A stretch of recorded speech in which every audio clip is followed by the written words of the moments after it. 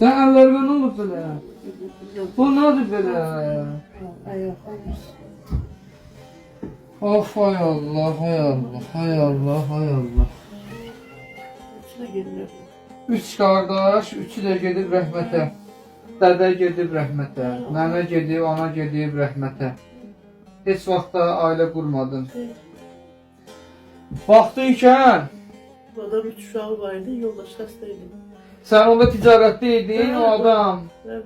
Üç uşaqlı adam. 7 il mən onu mütəmmədə ailəsinin produktla uşağı məktəb sultasına qədər. Ben zontiklə aldım, apardım, uşaqlar sevinirdi ki, ay aydan sıxarsan, bizi hardan bilirdi, zontikimiz yoxdur.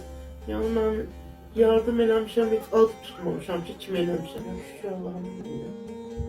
Allah biləməzlər. Üsyan eləməklə heç əldə eləyə bilməm.